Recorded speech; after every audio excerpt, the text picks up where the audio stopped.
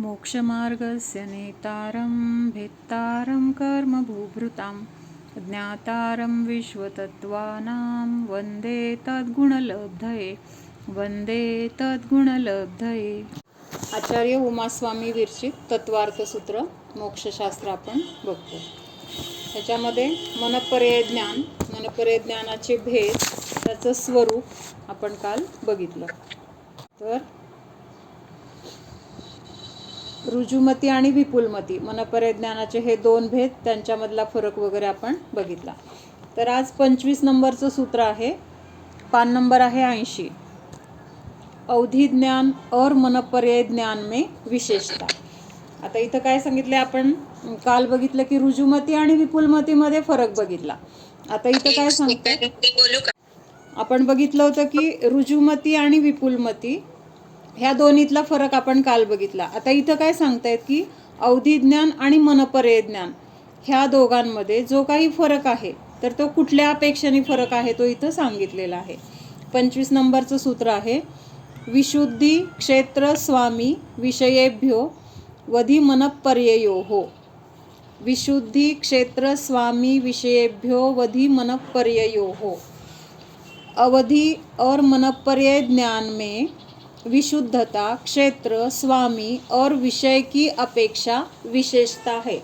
विशेषता म्हणजे काय घ्यायचं, तर दोन्हीमध्ये जो काही फरक आहे तर त्या फरकासाठी हे पॉईंट्स इथं त्यांनी दिलेले आहेत। म्हणजे ह्या पॉईंट्समुळं तिथं दोन्हीमध्ये काय आहे तर अंतर म्हणजे फरक येतो। काय फरक आहे, कशामुळे येतो, विशुद्धता, त्याच्यानंतर क्षेत्र। विशुद्धता म्हणजे आता अवधि ज्ञानाची विशुद्धी किती आहे किंवा मनपर्यय ज्ञानाची विशुद्धी किती असते, म्हणजे ह्या अपेक्षेने विशुद्धीचा फरक झाला। त्याच्यानंतर जाणण्यासाठी जे क्षेत्र आहे, अवधि ज्ञानाचं क्षेत्र किती आहे, मनपर्यय ज्ञानाचं क्षेत्र आहे। त्याच्यानंतर अवधि ज्ञानाचा स्वामी कोण आहे, मनपर्यय ज्ञानाचा स्वामी कोण आहे। स्वामी म्हणजे काय, ते ज्ञान ज्यांना प्राप्त होतं तर ते त्या ज्ञानाचे ते कोण झाले, स्वामी झाले। मग अवधि ज्ञान ज्याला प्राप्त होतं तर ते अवधि ज्ञानाचे स्वामी, मनपर्यय ज्ञान ज्यांना प्राप्त झालं ते मनपर्यय ज्ञानाचे स्वामी असं म्हटलं जातं। मग ह्या दोघांचं स्वामी कोण आहे, त्याच्यामुळे त्यांच्यामध्ये फरक आहे। आणि शेवटचा पॉईंट आहे, विषय की अपेक्षा विशेषता होती है, म्हणजे वेगळेपणा। 4 पॉईंट सांगितले, विशुद्धी क्षेत्र स्वामी आणि विषय। विषय म्हणजे काय, ज्या गोष्टीला हे ज्ञान जाणतं त्याला काय म्हटलेलं आहे, विषय असं म्हटलेलं आहे। म्हणजे अवधि ज्ञान रूपी पदार्थांनाच जाणतं, मनपर्यय ज्ञान पण रूपी पदार्थांनाच जाणतं, पण तिथं फरक कशामध्ये आहे,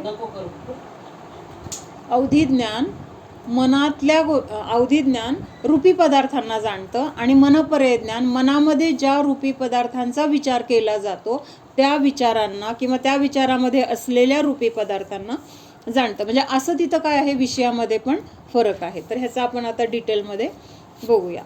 मनपर्यय ज्ञान उत्तम रुद्धिधारी भावमुनियों के ही होता है। भावमुनी म्हणजे भावलिंगी।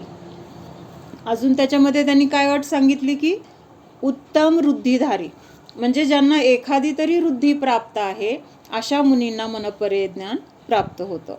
और अवधि ज्ञान चारों गतियों के सैनी जीवों के होता है। यह स्वामी की अपेक्षा से भेद है। म्हणजे काय सांगितलंय, मनपर्यय ज्ञान कुणाला होणार, एकतर भावलिंगी संत पाहिजेत, भावलिंगी संतांमध्ये पण त्यांना एखादी तरी वृद्धी प्राप्त पाहिजे, ते त्याचे स्वामी झाले। आणि अवधि ज्ञान कुणाला होतं तर चारही गतीमधल्या जीवांना होतं। पण कसं आहे, संज्ञी पाहिजे। हां, सैनी जीव म्हणजे हां, सैनी म्हणजे ज्यांना मन आहे। सैनीचा अर्थ काय, संज्ञी म्हणतो ना आपण, संज्ञी जीव म्हणजे ज्यांना मन आहे किंवा मनसहित जीवांना संज्ञी किंवा सैनी म्हटलं जातं। मग 4 गतीमध्ये असलेल्या जीवांना ज्यांना मन आहे ही तर तिथं काय असणार आहे, आणि मन आहे म्हणजे काय, नियमाने तिथं 5 इंद्रिय आहेतच, कारण 5 इंद्रियाच्या पुढंच काय होतं तर मनाची प्राप्ती होते। म्हणजे 4 इंद्रियापर्यंतच्या जीवांना मन नाही, 5 इंद्रियामध्ये पण काही जीवांना मन नाही।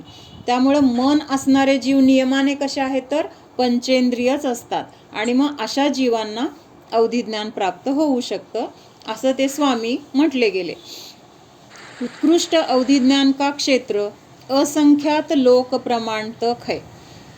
असंख्यात लोक प्रमाण म्हणजे जाणण्याची शक्ती ह्या अवधिज्ञानामध्ये आहे. कुठल्या अवधिज्ञानामध्ये? जे उत्कृष्ट आहे. उत्कृष्ट अवधिज्ञान जे आहे तर ते असंख्यात लोक प्रमाण असंख्यात कशाला म्हटलेलं आहे? आता जो लोकाकाश आहे, ज्या लोकाकाशामध्ये आपण राहतो, तर ते लोकाकाशामध्ये जेवढे काही प्रदेश आहेत तर त्या लोकाकाशातील सर्व काही जाणण्याची शक्ती ज्या ज्ञानामध्ये आहे तर त्याला काय म्हटलेलं आहे? लोक प्रमाण असंख्यात. म्हणजे त्या लोकाकाशाचं प्रमाण घेऊन किंवा तेवढ्या मापामध्ये असलेल्या रूपी पदार्थांना जे जाणतं त्याला काय म्हटलेलं आहे? लोकाकाश प्रमाण असंख्यात. म्हणजे त्या लोकाकाशाच्या मापा एवढं असं होणारं जे ज्ञान आहे. आणि असंख्यात लोक प्रमाणमध्ये काय येणार? जे आत्ता लोकाकाश आहे तसे त्या लोकाकाशासारखे असंख्यात लोक जरी असले, म्हणजे आत्ता तर हे जे अवधिज्ञान आपण अगोदर बघितलं लोक प्रमाण असंख्यात. लोक प्रमाण असंख्यात हे फक्त ह्या एका लोकाकाशामधल्या रूपी पदार्थांना जाणते. पण असंख्यात लोक प्रमाणमध्ये काय होणार आहे? ह्या एका लोकाकाशासारखे असंख्यात लोक जरी ह्या विश्वामध्ये असले तरी त्या सगळ्यांमध्ये असलेल्या रूपी पदार्थांना जाणण्याची शक्ती त्या ज्ञानामध्ये आहे. त्याला म्हटलंय असंख्यात लोक प्रमाण. म्हणजे असंख्यात एवढ्या संख्येने असलेले लोकाकाश किंवा लोक तेवढे जाणले जातील, त्याला म्हटलंय असंख्यात लोक प्रमाण. तर असं हे उत्कृष्ट अवधिज्ञानाचं क्षेत्र आहे. मनपर्यय ज्ञान का क्षेत्र 2.5 द्वीप मनुष्य क्षेत्र है. यह क्षेत्र अपेक्षा से भेद है. म्हणजे आता कोणाचं क्षेत्र जास्त आलं मग? अवधिज्ञानाचं जास्त आहे का मनपर्यय ज्ञानाचं जास्त आहे? जास्त आहे. आणि मनपर्यय ज्ञानाचं क्षेत्र कमी आहे. 2.5 द्वीप मनुष्य क्षेत्रामधलं ते जाणतात. त्याच्यानंतर आता काय म्हटलं? स्वामी तथा विषय के भेद से विशुद्धि में अंतर जाना जा सकता है. अवधिज्ञान का विषय परमाणु पर्यंत रूपी पदार्थ है और मनपर्यय का विषय मनोगत विकल्प है. म्हणजे प्रत्यक्षात जे आहेत रूपी पदार्थ त्या रूपी पदार्थांमध्ये अगदी परमाणूपर्यंत जाणण्याची शक्ती अवधिज्ञानामध्ये आहे. आणि मनपर्यय ज्ञान काय करते तर ह्या रूपी पदार्थांचा विचार करणाऱ्या त्या विचारांना जाणण्याची शक्ती ह्या मनपर्यय ज्ञानामध्ये आहे. विषय का भेद सूत्र 27-28 की टीका में दिया गया है तथा सूत्र 22 की टीका में अवधिज्ञान और 23 की टीका में मनपर्यय ज्ञान का विषय दिया गया है. उस पर से यह भेद समझ लेना चाहिए. हे सगळे भेद वगैरे जे आत्ता आपण बघितलेत, भेद म्हणजे कुठल्या अपेक्षेने तिथं फरक आहे, तर हे सगळं आपण काल म्हणजे आपण जे त्याच्यामधला फरक केला ना तर त्याच्यामध्ये जे पॉईंट्स आहेत साधारण तेच पॉईंट्स इथं पण आहेत. विशुद्धी अवधिज्ञानाची कमी आहे, मनपर्यय ज्ञानाची जास्त आहे. यांचे स्वामी अवधिज्ञानाचे 4 गतीतील संज्ञी जीव आहेत. मनपर्यय ज्ञानाचे धारक भावलिंगी वृद्धिधारी मुनी आहेत. त्याच्यानंतर अवधिज्ञानाचा विषय असंख्यात लोक प्रमाणपर्यंत आहे आणि मनपर्यय ज्ञानाचा विषय 2.5 द्वीप एवढा आहे. त्याच्यानंतर अवधिज्ञान रूपी पदार्थ अगदी परमाणूपर्यंत जाणतं आणि मनपर्यय ज्ञान त्या पदार्थांचा विचार मनामध्ये होतोय तर त्या मनातील विचारांना जाणतोय. मनपर्यय ज्ञानधारी मुनी आहेत त्यांना अवधिज्ञान असू पण शकतं आणि नसू पण शकतं, दोन्ही पर्याय आहेत. म्हणजे काही मुनींना अवधिज्ञान मनपर्यय ज्ञान असेल, काही मुनींना फक्त मनपर्यय ज्ञान असेल. मनपर्यय सोबत मतिश्रुता असणार आहे हे तर नक्की आहे, पण म्हणजे अवधिज्ञान असेल पण किंवा नसेल पण, असे दोन्ही पर्याय आहेत तिथं. त्याच्यानंतर 26 नंबरचं सूत्र आहे मतिश्रुत ज्ञान का विषय. मतिश्रुत योर्निबंधो द्रव्येष्व सर्व पर्यायेषु. आता आपण इथं आत्तापर्यंत अवधिज्ञान आणि मनपर्यय ज्ञान ह्याचं विषय वगैरे स्वामी सगळं बघितलंय. आता इथं मती आणि श्रुत ज्ञानाचा विषय काय आहे ते सांगतायत. मति ज्ञान और श्रुत ज्ञान का विषय संबंध कुछ पर्यायों से युक्त जीव पुद्गलादि सर्व द्रव्यों में है. म्हणजे आता मतिज्ञान आणि श्रुतज्ञानाचा विषय किंवा मतिश्रुत ज्ञान कुठल्या द्रव्यांना जाणतं, तर 6ही द्रव्यांना जाणतं. पण कसं जाणतं? अल्प जाणतं, त्या द्रव्यांच्या काही पर्यायांनाच जाणतं. इथं काय दिले? जीव पुद्गलादि सर्व द्रव्यों में म्हणजे कुछ पर्यायों से युक्त जानता है. म्हणजे हा मतिश्रुत ज्ञानाचा विषय 6ही द्रव्य आहेत आणि अवधी मनपर्यय ज्ञानाचा विषय काय आहे? फक्त रूपी पदार्थ आहे. मग आता इथं हे जे मतिश्रुत ज्ञान आहे तर ते प्रत्येक संसारी जीवाजवळ तर आहे. पण कसं आहे? प्रत्येकाचं ज्ञान वेगळं आहे, कमी जास्त ह्या अपेक्षेने. त्यामुळं काही पर्यायांना एखादा जीव जास्त जाणेल, एखादा जीव कमी जाणेल. कसा ज्ञानाचा उघाड असेल त्याप्रमाणे तिथं ज्ञान होणार आहे. पण मती आणि श्रुतज्ञान जीव, पुद्गल, धर्म, अधर्म, आकाश आणि काल ह्या 6ही द्रव्यांचा काय आहे? विषय करतो. मति और श्रुतज्ञान सभी रूपी अरूपी द्रव्यों को जानते हैं, किंतु उनकी सभी पर्यायों को नहीं जानते. उनका विषय संबंध सभी द्रव्य और उनकी कुछ पर्यायों के साथ होता है. आता आणखीन एक गोष्ट म्हणजे मतिश्रुत ज्ञान 6ही द्रव्याला जाणते. मग ह्या 6ही द्रव्याला कसं जाणतंय? मतिश्रुत ज्ञान कसं जाणतंय? इंद्रिय आणि मनाच्या द्वारे जाणते, है की नाही? मतिश्रुत ज्ञान कशाच्या द्वारे होते? इंद्रिय आणि मनाच्या द्वारे होते. त्यामुळं तिथं काय आहे? परोक्ष जाणते. परोक्ष जाणते म्हणजे प्रत्यक्ष तिथं ते जाणू शकत नाही.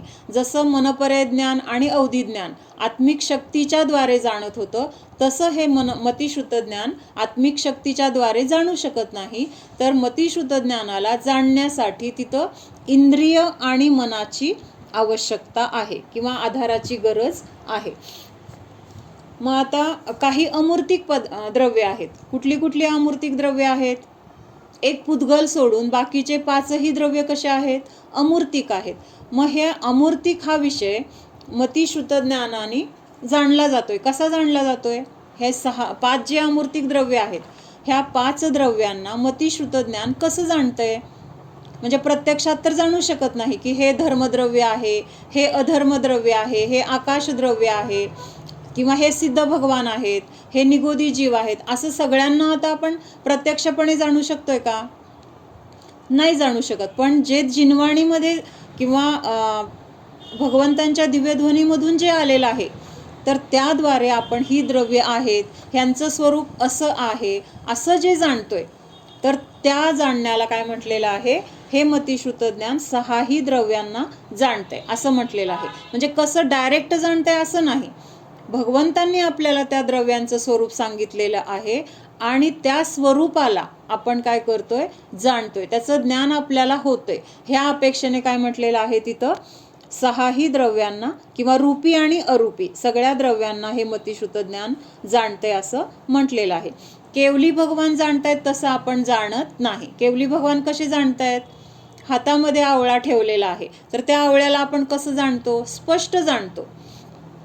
तसं केवली भगवान ह्या 3 लोकांमध्ये असलेल्या सर्व द्रव्य, त्यांचे सर्व गुण आणि त्यांच्या सर्व पर्याय ह्यांना जाणतात. पण आपण कसं जाणतोय? आपण भगवंतांनी जे सांगितले ते जाणतोय. म्हणजे काही आपल्या समोर आहे तेवढं जाणतोय किंवा काही आपण घडलेलं जे काही आपल्या लक्षात आहे तेवढं जाणतोय. पण आपल्याला पुढं अगोदर कुठलं मागच्या भावात काय झालंय किंवा पुढं काय होणार आहे किंवा आत्ता आपल्या समोर जे द्रव्य आहे त्या द्रव्याच्या सगळ्या भूतकाळातील, भविष्यकाळातील असं सगळ्या पर्याय जाणण्याची आपल्यामध्ये शक्ती नाही. आपल्यामध्ये म्हणजे आपल्याला प्राप्त असलेल्या मतिश्रुत ज्ञानामध्ये ती शक्ती नाही. तर संपूर्ण असं प्रत्यक्ष जाणण्याची शक्ती केवल ज्ञानामध्ये आहे. पण एवढं आहे की अवधी आणि मनपर्यय ज्ञानापेक्षा मती आणि श्रुत ज्ञानाच्या द्वारे जास्त जाणलं जाते असं म्हणता येईल. कुठल्या अपेक्षेने? हे 6ही द्रव्यांना जाणू शकतं आणि अवधी मनपर्यय ज्ञान फक्त एकाच द्रव्याला जाणतं. ह्या अपेक्षेने तिथं जास्त जाणलं जातं असं म्हणता येईल, कारण 6 द्रव्याला जाणणं आणि एका द्रव्याला जाणणं, मग कुठलं ज्ञान जास्त द्रव्यांना जाणतंय? मतिश्रुत ज्ञान जास्त द्रव्यांना जाणते.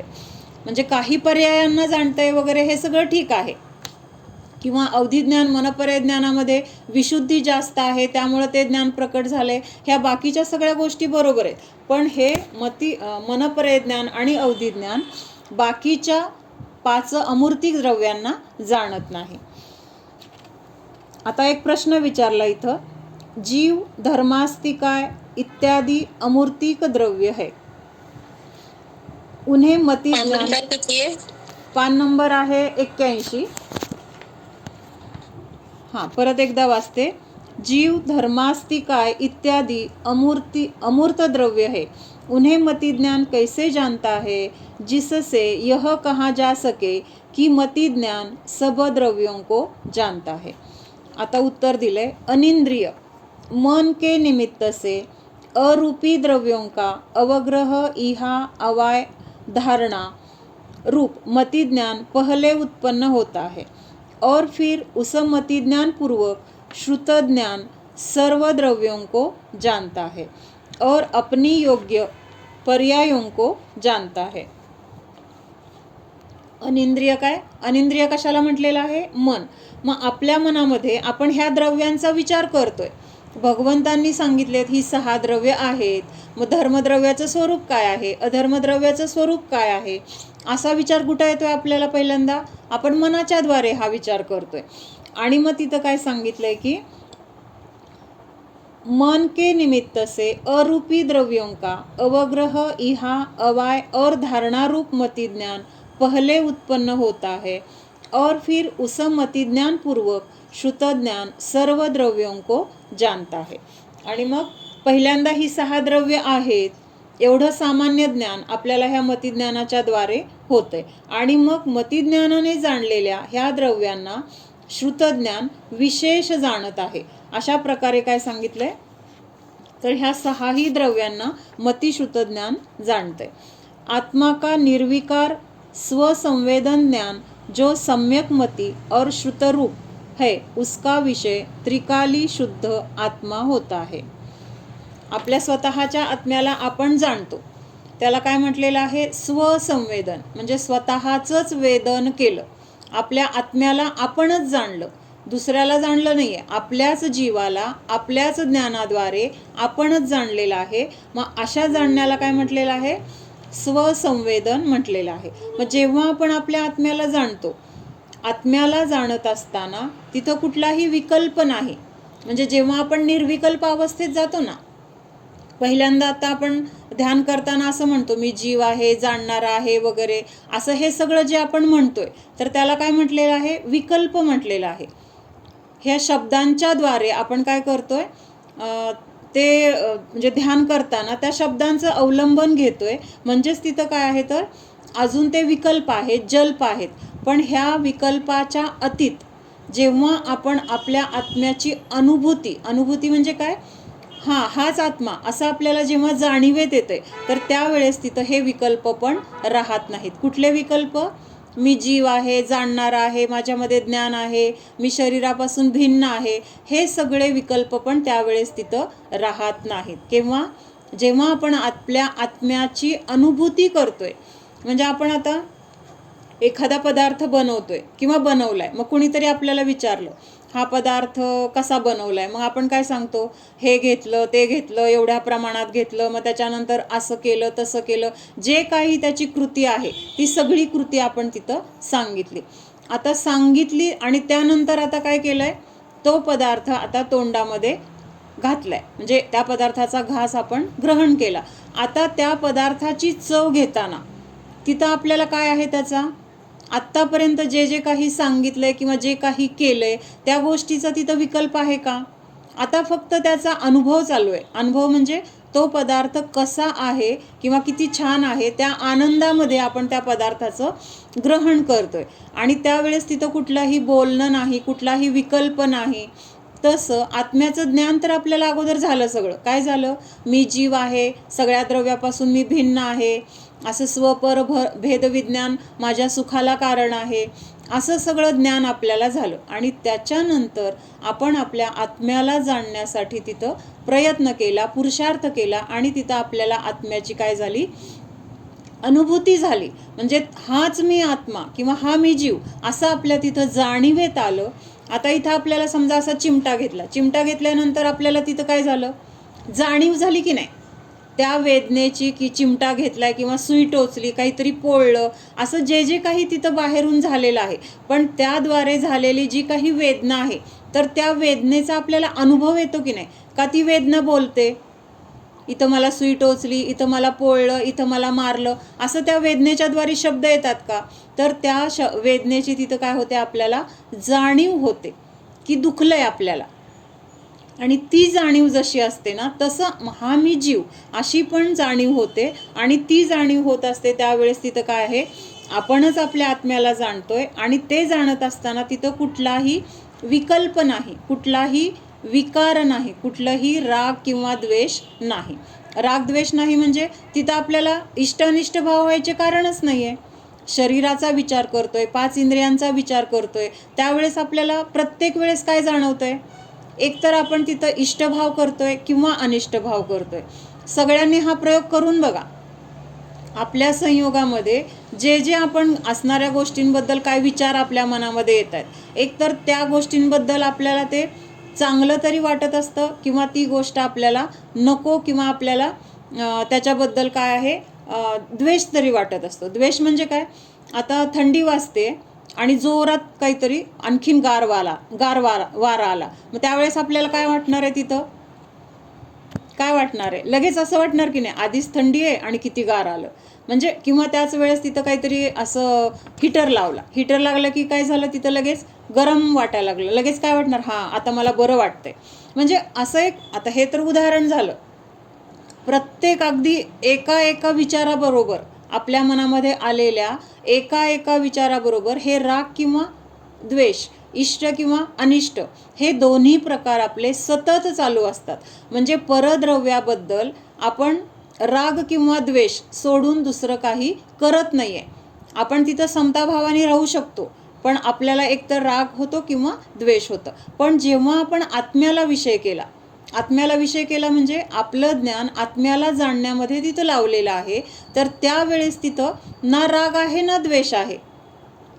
तिथं हे मला पाहिजे म्हणायला नको आणि हे मला नको म्हणायला नको. कारण जे आहे ते आपलंच आहे. त्याच्यामध्ये कमी होणार नाही, जास्त होणार नाही, किंवा आत्म्यामध्ये काही दुःख नाही, काही वेदना नाही, अशांती नाही, आकुलता नाही, ते नष्ट होण्याची भीती नाही. म्हणजे असं सगळं असताना तिथं इष्ट अनिष्ट भाव काय नाहीच आहे. तिथं काय आहे? एक निर्विकल्प अवस्था किंवा निर्विकार स्वसंवेदन आहे. मग असं जे निर्विकार स्वसंवेदन आहे, तर ते ज्ञानसुद्धा आपल्याला कशाच्याद्वारे होतंय? मती आणि श्रुतज्ञानाच्या द्वारे होते. हे सांगितलंय. काय सांगितलंय? आत्मा का निर्विकार स्वसंवेदन ज्ञान जो सम्यक मती और श्रुतरूप है, उसका विषय त्रिकाली शुद्ध आत्मा होता है. म्हणजे असं हे सम्यक मती आणि सम्यक श्रुत जे ज्ञान आहे, तर ते आपल्या जेव्हा आत्म्याकडे जोडलं गेले, तर त्यावेळेस तिथं काय आहे? आपल्या शुद्ध आत्म्याला जाणण्याचा ते विषय होतोय. म्हणजे आपला आत्माच तिथं काय होतोय? मतिश्रुत ज्ञानाचा विषय होतोय. म्हणजे मतिश्रुत ज्ञानाच्या द्वारे आपला स्वतःचा आत्मा जाणला जातोय. आणि त्यावेळेस तिथं काय आहे? मग एक सुखाचं वेदन फक्त आहे. तिथं कुठलाही विचार नाही, कुठलाही विकल्प नाही, कुठलंही आपल्याला तिथं ते सांभाळायची वगैरे चिंता नाही. म्हणजे एक तिथं काय आहे? तर शांती, सुख, आनंद, निराकुलता. ह्या सगळ्या गोष्टी आपल्याला जर पाहिजे असतील किंवा मिळवायच्या असतील, तर त्याचं साधन आपल्याजवळ आहे. आत्ता ह्या अवस्थेमध्ये, आत्ता पंचम काळामध्ये, ह्या मनुष्यगतीमध्ये आपल्याला हे मती आणि श्रुतज्ञान आहे. अवधिज्ञान, मनपर्यय ज्ञान नाही आहे आत्ताच्या काळामध्ये. म्हणजे आपल्याला नाही आहे समजा, तर आपल्याला त्याबद्दल वाईट वाटायचं कारण आहे का मग? कारण त्याद्वारे जरी ते ज्ञान असलं तरी त्या आत्म्याला जाणत नाही आहे. त्यामुळं ते नाही, त्यांना आहे, ज्यांना आहे त्यांच्याकडे बघून त्यांच्याबद्दल आपल्याला अरे त्यांना कसं प्राप्त झालं, मला पण असतं तर बरं झालं असतं, किंवा असं वाचल्यानंतर सुद्धा वाटतं ना, त्या कमळातली अंगठी त्यांना लक्षात आली, कसलं त्यांचं ज्ञान असेल, त्यांना किती काय काय कळत असेल, आपल्याला तर काहीच कळत नाही. म्हणजे तिथं आपण काय करतो, स्वतःला कमी पण लेखतो, किंवा त्या गोष्टी मला पण असाव्यात, मला पण समजाव्यात असे भाव आपल्याला होतात. पण असे भाव करण्याची गरज नाही. का गरज नाही? तर त्याद्वारे मला माझा आत्मा जाणीवेत येत नाही आहे. मला आत्म्याला जाणायचं असेल आणि मला जरी अवधी मनपरे ज्ञान असेल तर त्यावेळेस मला त्या अवधी आणि मनपरे ज्ञानाचं अवलंबन सोडावं लागेल आणि मतिशुद्ध ज्ञानाच्या द्वारेच मला स्वतःला जाणावं लागेल. म्हणजेच आपल्याला मती आणि शुद्ध ज्ञानाचीच गरज आहे आणि ते आत्ता आपल्याजवळ आहे. हे आपल्यासाठी काय आहे, खूप मोठी महत्त्वाची गोष्ट आहे. लक्षात येतंय का? म्हणजे मला माझ्या त्यांना फक्त पुद्गलाबद्दलच कळतंय ना, ते कळून घेऊन तरी आपल्याला काय उपयोग आहे. बाहेरचं सगळं ज्ञान जरी आपल्याला झालं तरी दुसऱ्याचं ज्ञान आहे, दुसऱ्या गोष्टींबद्दलचं ज्ञान आहे, त्याच्यामध्ये माझं सुख माझा आनंद कुठं आहे?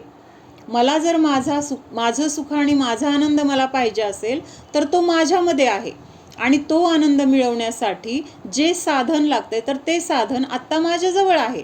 कुठलं साधन आहे? तर मती आणि शुद्ध ज्ञान हे साधन आहे. ह्याच्याद्वारे मी माझ्या आत्म्याला जाणू शकतो. आता तुला असं का प्रश्न पडला की त्यांना हे सगळं बाहेरचं कळतंय ना आपल्याला कुठं कळतंय? म्हणजेच आपल्याला काय वाटतंय की ह्या बाहेरच्या गोष्टी माझ्यासाठी महत्त्वाच्या आहेत. बाहेरच्या गोष्टी चांगल्या असेल तर मी सुखी, बाहेरच्या गोष्टी माझ्यासाठी वाईट असतील तर मी दुःखी. म्हणजे आपण बाहेरच्या गोष्टीमुळं किंवा परद्रव्यामुळं, आणि परद्रव्यसुद्धा कुठलं दिसतंय आपल्याला? एक रूपी पदार्थच दिसते. डोळ्याच्या द्वारे किंवा आपल्याला 5 इंद्रियांच्या द्वारे आपण जाणतोय तर रूपी पदार्थांना जाणतोय. म्हणजे त्या रूपी पदार्थांमध्ये आपलं एकत्व, ममत्व, कर्तृत्व आणि भोक्तृत्व बुद्धी आहे. म्हणजेच त्यामुळंच मी सुखी अशी आपली मान्यता आहे, म्हणून ते जाणायला पाहिजे असं वाटते. पण मूळ आपलं तत्व काय आहे की ह्या परद्रव्यामध्ये माझं सुख माझा आनंद नाही. माझं सुख माझा आनंद कुठं आहे? माझ्यामध्ये आहे. हे जर पहिल्यांदा आपल्याला समजलं किंवा हा जर निर्णय झाला तर मग आपण काय करणार आहे, आतमधलं सुख मिळवण्यासाठी प्रयत्न करणार आहे. बाहेरून सुख मिळते असं मानल्यामुळं आपण बाहेर शोधायला जातोय आणि शोधायला जातोय ते आहे आपल्याजवळ, पण आपल्याला तो विषय माहीत नाहीये. ह्या मतिशुद्ध ज्ञानाच्या द्वारे मला स्वतःला पण जाणता येतं, त्या ज्ञानाद्वारे माझ्या आत्म्याची मला जाणीव होऊ शकते, माझं सुख मला त्याद्वारे मिळू शकतं. हे आपल्याला ज्ञान नाही आहे किंवा तसा विश्वास आपल्याला नाही आहे आणि त्यामुळे आपल्याला वाटतं की माझ्याकडं तेवढं ज्ञान नाही. ते सांगितलं मी मगाशी की आत्ता आपल्याजवळ ते आहे, पण त्याचा वापर आपण बाहेरचं जाणण्यासाठी करतोय. माझ्याजवळ जे ज्ञान आहे त्या ज्ञानाच्या द्वारे मला डिग्री मिळते की नाही, त्या ज्ञानाच्या द्वारे आपण सगळं जे काही काम करतोय तर ते ज्ञान आपण तिथं ते काम करताना वापरतोय, म्हणजे ते ज्ञान आपल्याजवळ आहे की नाही. एखादा खूप मोठा अधिकारी आहे, त्याला एवढे चांगले मार्क मिळाले आणि त्याला ते पोस्ट मिळाली वगैरे आपण म्हणतो, मग हे कुठल्या ज्ञानाच्या द्वारे मिळालंय? हेच आहे मतिशुद्ध ज्ञान. फक्त आपण काय करतोय ते बाहेर जोडले, म्हणजे बाहेरच्या गोष्टी शिकण्यासाठी, बाहेरच्या गोष्टी करण्यासाठी त्याचा वापर करतोय.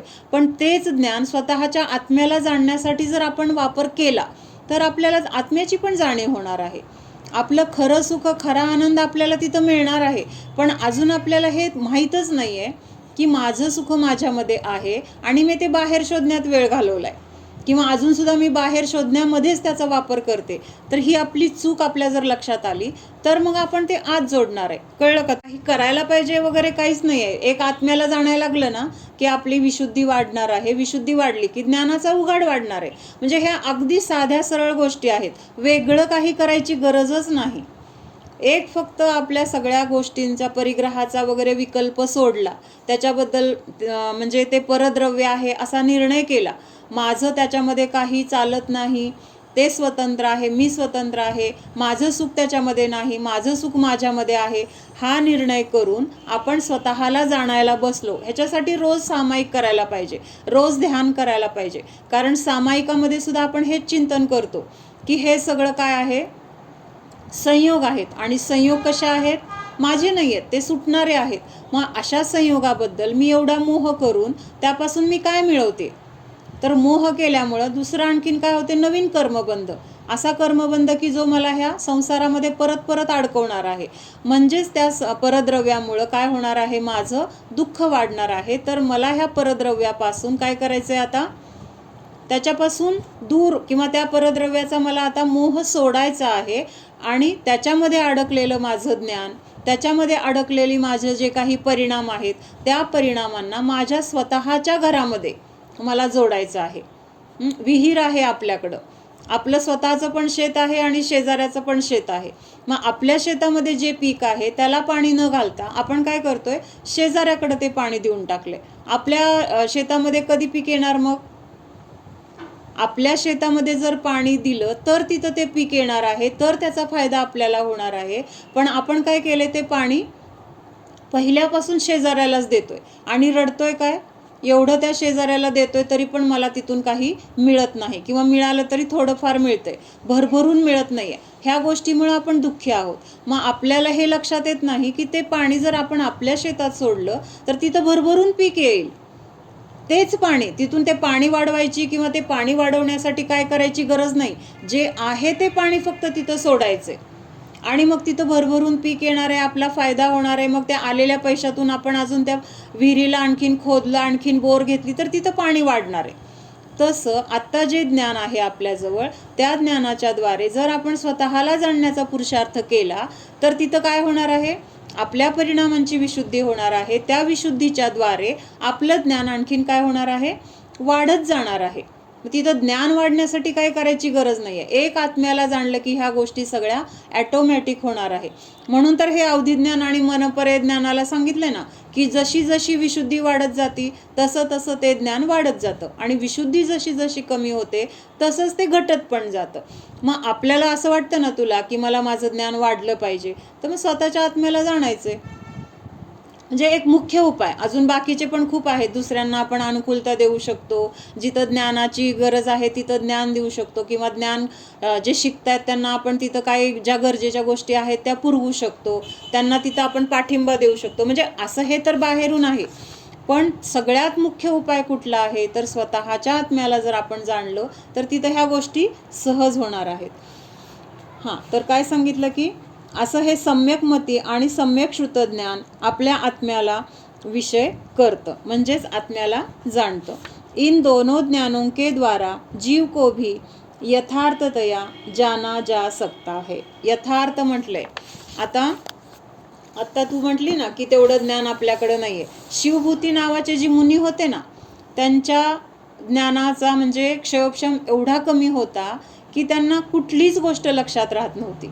म्हणजे आत्ता तर आपल्या सगळ्या गोष्टी लक्षात राहतात. कुठला पदार्थ कसा करायचा, कितीतरी पदार्थ आहेत, पण प्रत्येक पदार्थाची रेसिपी आपल्या डोक्यात आहे की नाही? का रोज सकाळी स्वयंपाकघरात जाताना तू वही उघडते, चहा कसा करायचा, एवढं हे पदार्थ, दूध लागणार आहे, साखर लागणार आहे, विचार करावा लागतो का? चपाती कशी करायची, भाजी कशी करायची, सगळ्या आपल्या रेसिपी डोक्यामध्ये कशा आहेत? फिट आहेत. म्हणजे आपल्याला ज्ञान कितीतरी आहे की त्यातलं अंश एवढं सुद्धा ज्ञान शिवभूतींना मुनींना नव्हतं. म्हणजे त्यांना साधा नमोकार मंत्र पण त्यांच्या लक्षात राहत नव्हता. म्हणजे इतकं त्यांचं अल्पज्ञान होतं. पण श्रद्धान कसं होतं त्यांचं? श्रद्धान पक्क होतं. कसं पक्क होतं की स्व आणि पर ह्यामध्ये त्यांनी काय केलं होतं? असा निर्णय केला होता की माझं काय आहे आणि माझं काय नाही, हा त्यांचा निर्णय पक्का होता. हे श्रद्धान पक्क होतं. त्यामुळे बाहेर त्यांना त्यांना तिथं विकास नव्हता किंवा त्यांना लक्षात राहत नव्हतं. ह्याच्यामुळे त्यांचं काय अडलं नाही आहे. त्या श्रद्धेच्या जोरावर त्यांना त्याच भावामध्ये मोक्ष मिळालाय. कळतंय का? मोक्ष मिळालाय म्हणजे केवळ ज्ञान झालंय. म्हणजे त्यांच्या ज्ञानाचा विकास किती झालाय हे बघ. अल्पज्ञान होतं. फक्त एक गोष्ट त्यांना सांगितली होती मुनी, त्यांच्या गुरूंनी, तुझ्या लक्षात राहत नाही ना, एकच वाक्य तू सतत घोष कर. घोष म्हणजे काय? जप कर. काय? तुष माश भिन्न. तुष म्हणजे काय? हे वरचं जे शरीर किंवा जे म्हणजे संयोग आहे तर ते, आणि अंतरंगामधला मी, हे वेगळं आहे. एवढ्या दोनच शब्द सांगितले. तुष माश भिन्न एवढं सांगितलं होतं. पण ते शब्द पण त्यांच्याकडून काय झाले? विसरले गेले. त्यांना ते पण आठवलं नाही की गुरूंनी काहीतरी सांगितलं आणि मला आता आठवतच नाही. आणि मग ते चर्येला निघाले होते. चर्येला म्हणजे आहाराला निघाले होते. आणि आहाराला निघाल्यानंतर रस्त्यामध्ये एक बाई दारामध्ये काहीतरी निवडत बसली होती. आणि मग काय करता नाही निवडत होती आणि ती काय करत होती, त्याचं टर्पल वेगळं करत होती आणि त्याचे दाणे वेगळे करत होती. म्हणजे उडीद होते, उडीद, आणि त्या उडदाला ते दळल्यानंतर त्याचं टर्पल वेगळं होतं ना, तर ते टर्पल वेगळं आणि ते दाणे वेगळे असं ती करत होती. आणि त्यांनी ते पाहिलं आणि पाहिल्यानंतर त्यांच्या लक्षात आलं की आपल्याला गुरूंनी सांगितलं होतं की म्हणजे हे शरीर वेगळं आहे आणि जीव वेगळा आहे. आणि मग परत त्यांनी ते तुष माश भिन्न वगैरे असं फक्त एक तेवढ्या ह्याच्यावर त्यांचं ज्ञान असं वाढत गेलं की त्यांना केवल ज्ञानाची प्राप्ती झाली.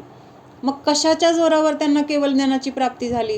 त्याच्यासाठी त्यांनी असा विचार केला का, माझं ज्ञान तर किती अल्प आहे, मग मी आता कसं होणार, माझं ज्ञान वाढल्यानंतर मग मी चांगली साधना करेन किंवा मी खूप ग्रंथ वाचेन आणि मग मला मोक्षाला मिळेल? काही नाही. एक ती श्रद्धा त्यांची एवढी पक्की होती आणि तेवढं एक तुषमाश भिन्न ह्याच्या जोरावर त्यांना काय झालेलं आहे, केवल ज्ञान झाले. म्हणजे 3 लोकातील सगळं त्यांच्या ज्ञानामध्ये झळकले. का त्यांना ज्ञान नव्हतं म्हणून त्यांचं केवल ज्ञान वेगळं झालंय त्यांना? असं झालंय का? म्हणजे आपल्याला हे नाही म्हणून आता आपल्याला त्याच्यामध्ये कमीपणा किंवा अजून असावं अशी इच्छा करायची गरज नाही आहे. जे आहे, जे प्राप्त आहे ते पर्याप्त आहे असं एक वाक्य येतं. म्हणजे जेवढं काही मला मिळाले तर ते माझ्यासाठी पुरेसे आहे.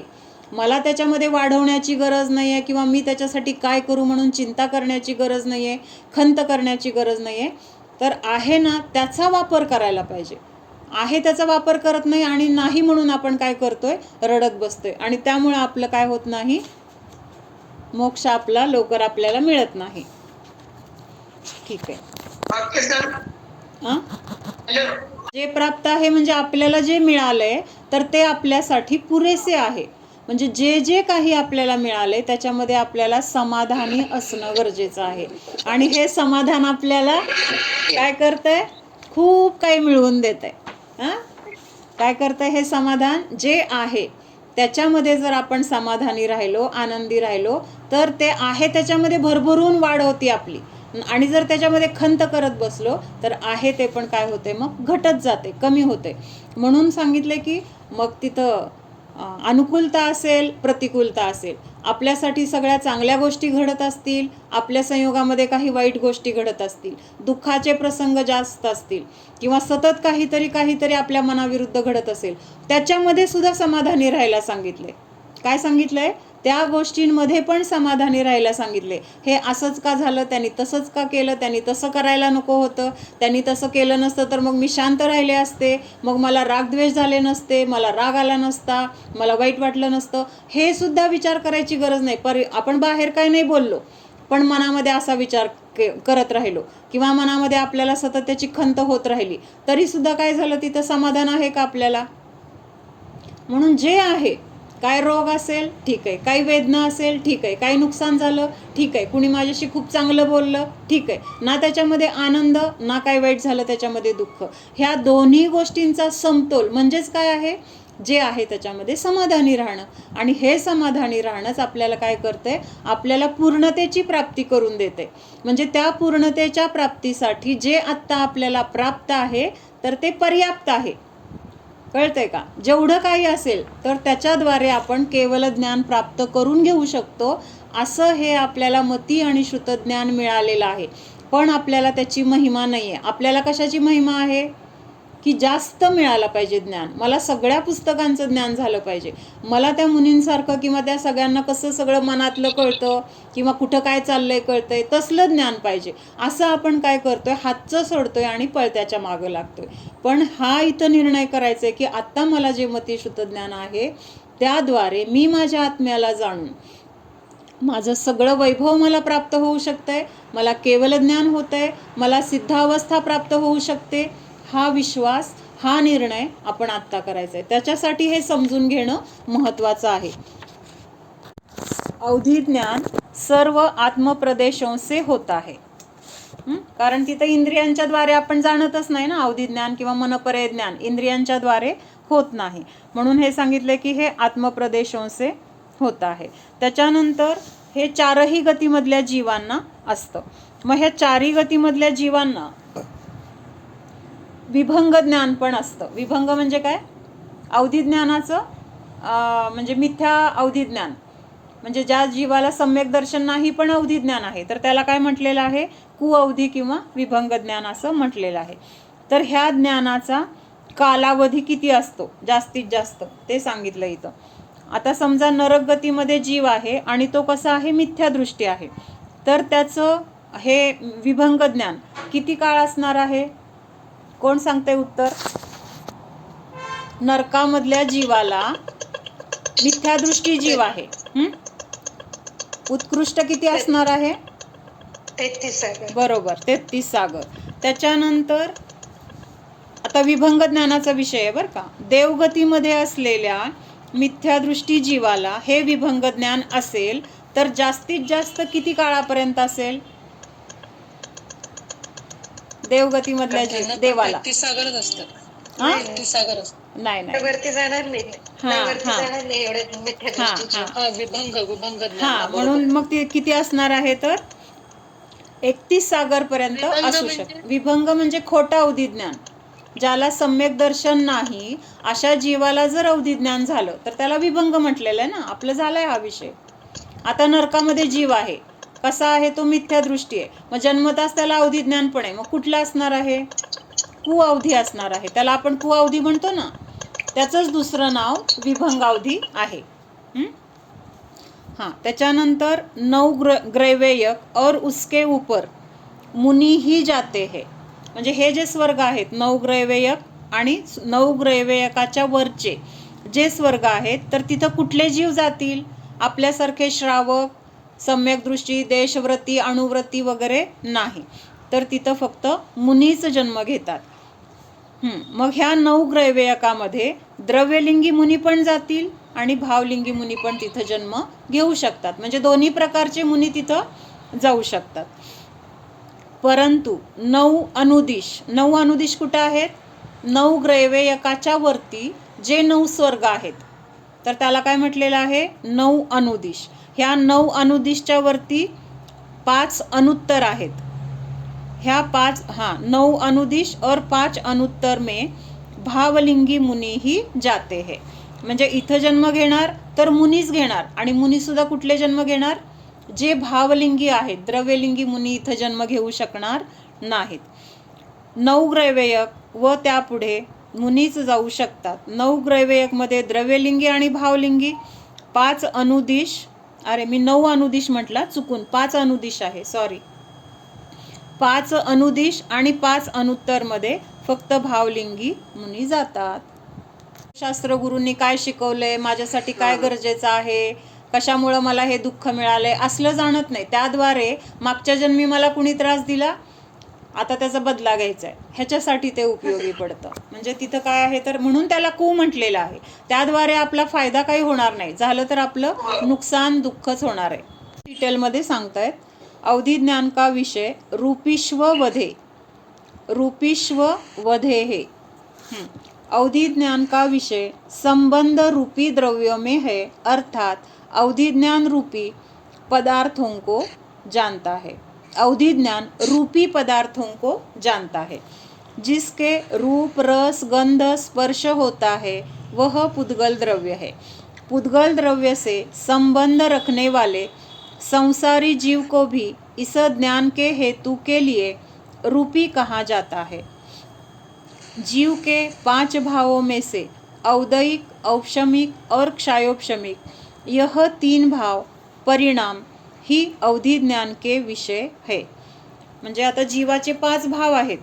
कुठले कुठले आहेत? औदयिक, औपशमिक, क्षायोपशमिक, क्षायिक आणि पारिणामिक असे 5 भाव आहेत.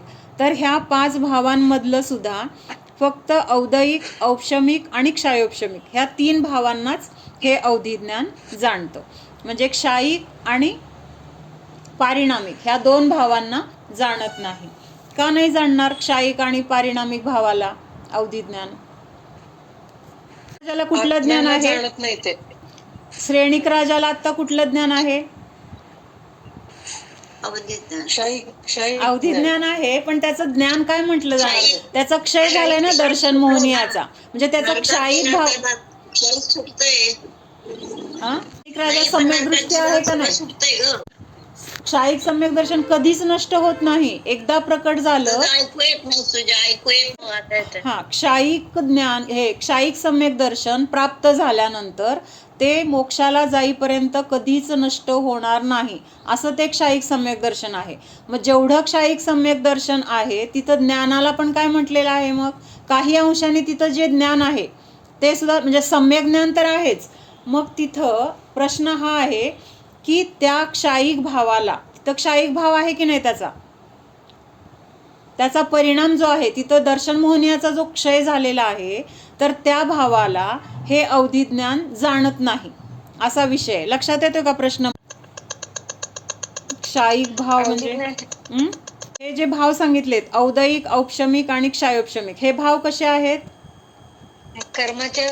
कर्माच्या उदयामध्ये ते भाव तिथं होत आहेत, म्हणजे त्या कर्माच्या अवस्थेवरून तिथं हे भाव जाणले जात आहेत. अवधी ज्ञानाच्या द्वारे कर्मामध्ये जी काही अवस्था बदल होत आहेत त्याद्वारे ते भाव तिथं जाणले जात आहेत. मग मला असं वाटतं की क्षायिक भाव पण जाणला जायला पाहिजे, कारण तिथं दर्शन मोहनीयाला जर जाणलं, दर्शन मोहनीयाचा तिथं अभाव झालाय ना, अभाव आहे की नाही तिथं, म्हणजे दर्शन मोहनीय तिथं जाणलं जात नाहीये, नाही तिथं दर्शन मोहनीय, म्हणून तिथं तो क्षायिक भाव आहे असं पण असायला पाहिजे असं मला वाटतंय. ठीक आहे, बघूया. औदयिक, औपशमिक आणि क्षायोपशमिक ह्या 3 भावांनाच जाणतं, म्हणजे पारिणामिकला जाण्याचा तर काही प्रश्न नाही आहे, तो जीवाचा परिणाम आहे आणि तो अवधिज्ञानाच्या द्वारे जाणला जाणार नाही. पण क्षायिक भाव कर्माच्या क्षयामध्ये उत्पन्न झालेला आहे. दर्शन मोहनीय कर्माचा पूर्ण क्षय झाल्यामुळं तिथं क्षायिक भाव प्रकट झालेला आहे.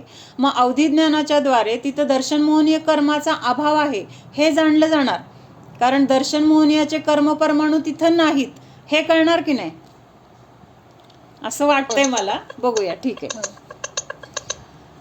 जीव के शेष क्षायिक तथा पारिणामिक भाव और धर्मद्रव्य, अधर्मद्रव्य, आकाश द्रव्य तथा काल द्रव्य अरूपी पदार्थ है, वे अवधि ज्ञान के विषयभूत नहीं है. म्हणजे ह्या बाकीच्यांना अवधि ज्ञान जाणत नाही, डायरेक्ट जाणत नाही. आपण जर मनपर्य ज्ञानामध्ये ह्याचा विचार होत असेल तर ते जाणलं जाणार आहे. यह ज्ञान सब रूपी पदार्थों और उनकी कुछ पर्यायों को जानता है. ठीक आहे, पुढचा आहे मनपर्य ज्ञान का विषय. तदनंत भागे मनपर्ययस्य, 28 नंबरचं सूत्र आहे. आता इथं वरती अवधि ज्ञानाचा विषय सांगितला, आता इथं मनपर्य ज्ञानाचा विषय सांगतात. तदनंत भागे मनपर्ययस्य, म्हणजे आता काय तदनंत म्हणजे काय, वरती जो विषय होता त्याच्यातल्या अनंताव्या भागाला काय करतं, हे मनपर्य ज्ञान जाणतं. म्हणजे अवधि ज्ञानाने जेवढं काही जाणलेलं असेल त्यातला एक भाग, म्हणजे त्यातले खूप भाग केले, अनंत भाग केले, तर एका भागाला जाणण्याचं इथं मनपर्य ज्ञानाचा विषय आहे. सर्वावधि ज्ञान के विषयभूत रूपी द्रव्य के अनंतवे भाग में मनपर्य ज्ञान का विषय संबंध है.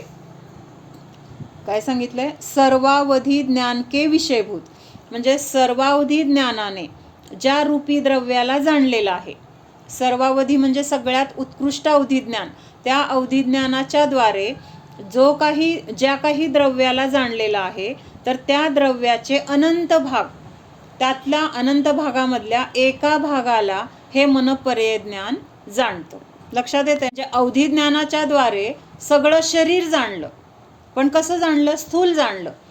2 डोळे आहेत, 2 कान आहेत, हात आहेत, पाय आहेत वगैरे, असं स्थूल जाणलं. पण मनपर्य ज्ञान काय करणार? त्या एका भागातील पूर्ण, म्हणजे आता समजा डोळा जाणायचा आहे, तर त्या डोळ्याचं सगळं अंतरंग, त्याची व्यवस्था, कसं आहे त्या डोळ्याचं काम, किंवा तिथं काय त्याची क्षमता आहे, म्हणजे सगळं डिटेलमध्ये अगदी खोलवर जे ज्ञान होतं, तर ते ज्ञान कुठलं आहे? मनपर्य ज्ञान असं म्हटलं जातं. म्हणून अवधि ज्ञानापेक्षा मनपर्य ज्ञानाचा विषय कसा आहे? सूक्ष्म आहे. अवधि ज्ञानाचा विषय स्थूल आहे.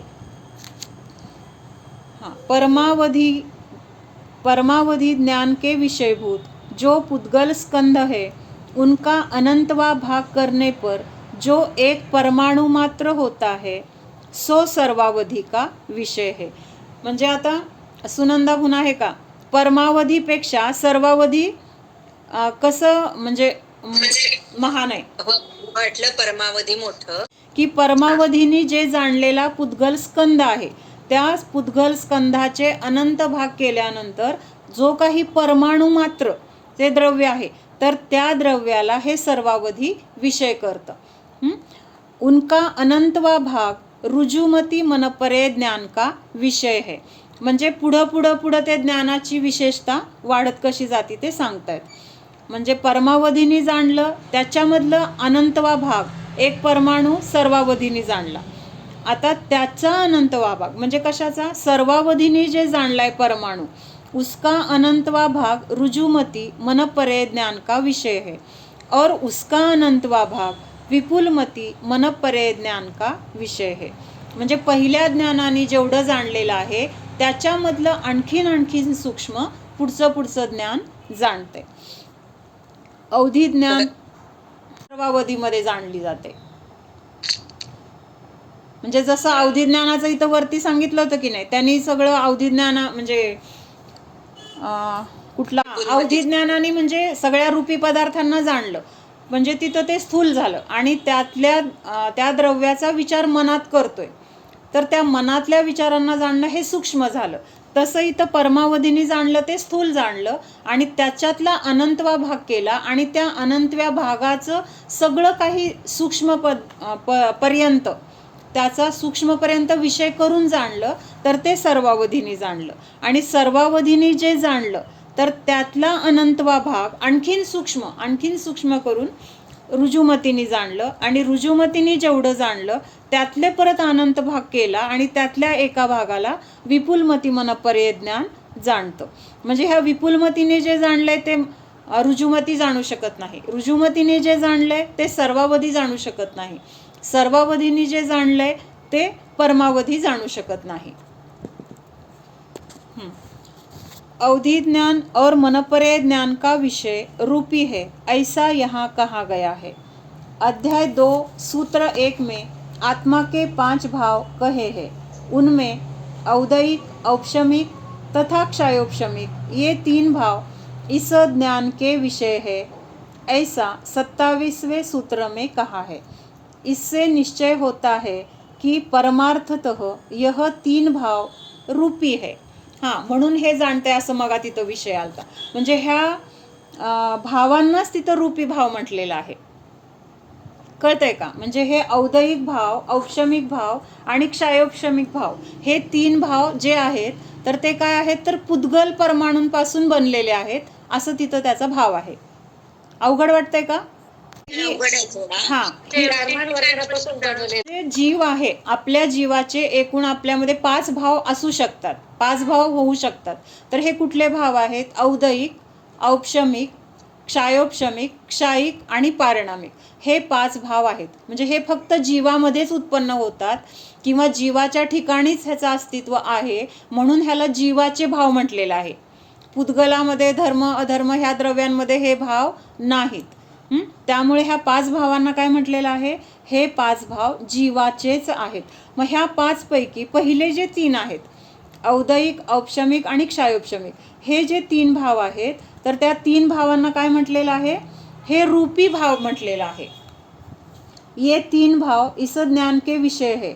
ये 3 भाव रूपी है. रूपी है म्हणजेच काय, स्पर्श रसगंध वर्णवाले आहेत म्हणजेच पुद्गल परमाणूंपासून बनलेले आहेत. पण कशा आहेत, सूक्ष्म आहेत. म्हणजे आपल्या ज्ञानाचा तो विषय नाही तर ते अवधी आणि मनपरे ज्ञानाचा विषय आहे.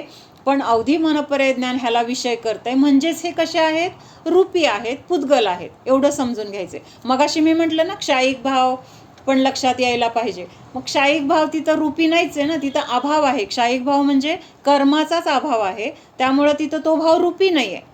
ह्या अपेक्षेने तिथं ते घेतलेला नाही आहे. अर्थात वे अरूपी आत्मा का स्वरूप नहीं है. म्हणजे आता दुसरं पण ह्याच्यातून हा भाव निघतोय की हे औदयिक, औपशमिक आणि क्षयोपशमिक हे जरी जीवामध्ये उत्पन्न होत आहेत किंवा जीवाचे म्हटले जात आहेत तरी ते जीवाचे स्वरूप नाही, जीवाच्या स्वरूपामध्ये नाहीत. म्हणजे जसं जीवामध्ये ज्ञान आहे, दर्शन आहे, सुख आहे, आनंद आहे, तसं हे औदैहिक औपशमिक भाव जीवाच्या स्वरूपामध्ये नाहीत. ते काही काळापुरते त्या जीवामध्ये उत्पन्न झालेले दिसतात. जीवामध्ये म्हणजे जीवाच्या पर्यायामध्ये, त्याच्या स्वरूपामध्ये नाही आहेत, त्याच्या संयोगामध्ये आहेत. मग ते उत्पन्न झालेले दिसत आहेत म्हणून तिथं ते जीवाचे म्हटले जातील, पण ते जीवाचा स्वभाव नाहीत. क्योंकि आत्मा में से वे भाव दूर हो सकते हैं. काय म्हटलेलं आहे? जीवामध्ये उत्पन्न होत आहेत म्हणून जीवाचे म्हटले, पण ते जीवाच्या स्वरूपात नाहीत. का नाहीत? किंवा जे जीवाचे का नाही म्हणायचे म्हणजे स्वरूपामध्ये नाहीत असं, तर ते जीवापासून वेगळे झालेले दिसत आहेत. आता सिद्ध भगवंतांमध्ये आहेत का? किंवा अरिहंत अवस्थेमध्ये आहेत का हे तीन भाव? नाही आहेत. म्हणजे हे तिन्ही भाव जर जीवाच्या संयोगातून निघून जात आहेत म्हणजेच ते जीवाचे नाहीत. जर ते जीवाच्या स्वरूपात असते तर काय झालं असतं? कुठल्याही अवस्थेमध्ये ते जीवाच्या सोबत असले असते. मग ते सिद्ध अवस्था असो नाही तर अरिहंत अवस्था असो, त्या अवस्थेमध्ये पण ते जीवाच्या स्वरूपामध्ये असले असते, पण तिथं त्या अवस्थेमध्ये तर हे नाहीत. म्हणून हे कसे आहेत? आगंतुक म्हटलेलं आहे. आगंतुक किंवा कर्माच्या निमित्तामध्ये ते उत्पन्न झालेले आहेत आणि कर्माचा नाश झाला की ते काय होणार आहेत? नाश पण पावणार आहेत. म्हणून ते जीवाचे नाहीत किंवा ते अरूपी आत्म्याचा स्वभाव नाही आणि ते मूर्तिक पण आहेत. मग मूर्तिक आहेत म्हणजे अमूर्तिक आत्म्याच्या स्वरूपामध्ये ते कसे असतील? लक्षात येते का? औदैहिक औपशमिक आणि क्षयोपशमिक ह्या भावांना काय म्हटलंय आता इथं? ये तीन भाव रूपी है. रूपी आहे म्हणजेच काय? पुद्गल आहे. बरोबर आहे. रूपी कशाला म्हणतो आपण? ज्यामध्ये स्पर्श रसगंध वर्ण आहे. मग ह्या स्पर्श रसगंध वर्ण ह्याच्यामध्ये आहे म्हणून ह्यांना रूपी म्हटले. मग जर हे रूपी असतील तर आत्मा कसा आहे? स्पर्श रसगंध वर्णाने रहित आहे. मग त्याच्यामध्ये हे रूपी पदार्थ कसे असतील? मग हे रूपी भाव ह्या जीवाच्या स्वरूपामध्ये कसे असतील? लक्षात येतंय? संयोगात आलेले आहेत किंवा ते जीवाचे म्हटले जातील पण जीवाचे नाहीत. आपल्या घरामध्ये काय झाली? चोरी झाली आणि आपण त्या चोराला बघितलं, प्रतिकार केला, पण तो चोर काय गेला, सगळं काही असेल ते घेऊन वगैरे, आपल्याला काही मारझाड केली आणि त्यांनी जे काय आपल्या घरात आहे ते घेऊन गेला. मग आपण पोलीस कंप्लेंट केली आणि काही दिवसांनी तो चोर सापडला. मग सापडल्यानंतर आपल्याला पोलिसांनी बोलवलं की आता तुमचं सामान आणि एक चोर सापडलाय, फक्त तुम्ही ते ओळखण्यासाठी या. मग आपण तिथं पोलीस स्टेशनला गेलो आणि तिथं बाकीचे पण चोर होते आणि हा पण चोर होता. मग आपण काय विचारलं त्यांनी, कुठला तुमचा चोर आहे? मग आपण काय म्हणतो? हा आमचा चोर आहे. काय म्हणणार? हे बाकीचे चार आमचे नाहीत, हा एक आहे तो आमचा चोर आहे. आता आमचा म्हणजे आपण त्याला घरात घेऊन जाणार का? आपला म्हणून त्याला सांभाळणार का? मग आपलं का म्हणायचं त्याला? आपलं का म्हणायचं तिथं? कारण आपल्या घरामध्ये तो आला होता, आपल्या घरामध्ये त्यांनी चोरी केली आणि म्हणून त्याला आपण तेवढ्या काळासाठी तो आला तरी काय म्हटलं? लगेच त्याला आपलं म्हटलं. पण आपलं जेव्हा सोनं मिळालं किंवा आपलं सामान मिळालं तेव्हा आपण त्या चोराशी संबंध ठेवणार आहे का पुन्हा? काही संबंध नाही आहे आपला. तसं हे जे तीन भाव आहेत कर्माच्या निमित्तामध्ये आपल्या आत्म्याच्या संयोगामध्ये ते आलेले आहेत, पण ते काय आहेत? ह्या चोरासारखे आगंतुक आहेत. नंतर ते नष्ट पण होणारे आहेत, पण त्या जीवाच्या स्वरूप म्हणजे संयोगामध्ये उत्पन्न झाले ह्या अपेक्षेने त्याला काय म्हटलेलं आहे? जीवाचे भाव म्हटलेले आहेत, पण ते जीवाच्या स्वरूपामध्ये नाहीत. आपले असते तर ते आपल्याला सोडून गेलेच नसते, किंवा आधी नव्हते, नंतर आले आणि निघून पण गेले. म्हणजेच काय आहे? ते आपले नाहीत किंवा त्यांचं स्वरूप पण जीवापेक्षा वेगळं आहे. जीवाचे गुण आणि ह्या औदैहिक भावांचे गुण हे कसे आहेत? वेगळे आहेत. स्पर्श रसगंध हे त्या भावांचं स्वरूप सांगितले आणि अरस, अरूपी, अस्पर्शी हे जीवाचं स्वरूप सांगितलेलं आहे. हाँ, क्योंकि आत्मा में से वे भाव दूर हो सकते हैं और जो दूर हो सकते हैं वे परमार्थतः आत्मा के नहीं हो सकते. रूपी की व्याख्या अध्याय 5 के सूत्र में दी है. वह पुद्गल रूपी है ऐसा कहा है. पुद्गल स्पर्श रसगंध वर्ण वाले हैं. यह अध्याय 5 के 23 सूत्र में कहा है। समय सार की गाथा में वर्णादि से गुणस्थान तक के भाव पुद्गल द्रव्य के परिणाम होने से जीव की अनुभूति से भिन्न है, इसलिए वे जीव के नहीं है, ऐसा कहा है। वही सिद्धांत इस शास्त्र में उपरोक्त संक्षिप्त सूत्रों के द्वारा प्रतिपादन किया है। उन भावों को व्यवहार से जीव का कहा है। यदि वे वास्तव में जीव के होते तो कभी जीव से अलग न होते, किंतु वे अलग किए जा सकते हैं, इसलिए वे जीव स्वरूप या जीव के निज भाव नहीं है। ओम सावधान, जाणा हा मी शुद्ध जीव आहे, जाणणारा आहे, मात्र जाणत आहे। जाणणे सोडून मी अन्य काहीही करणारा नाहीच। जाणा, जो जाणतोय त्या जाणणाऱ्याला जाणा।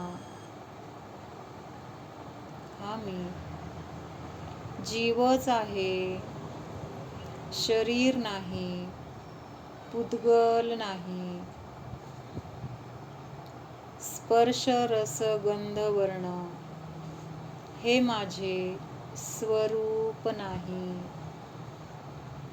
हे तर पुद्गलाचे स्वरूप आहे। जीव तर ज्ञान दर्शन स्वरूपी आहे, जाणा। हा मी अस्पर्श स्वरूपी आहे, अरस स्वरूपी आहे, खाणारा नाही, जाणणारा आहे। हा मी अशब्द स्वरूपी आहे, मी ऐकणारा नाही, जाणणारा आहे, बोलणारा नाही, जाणणारा आहे। जाणा, स्वतःच्या अनंत गुणांना जाणा।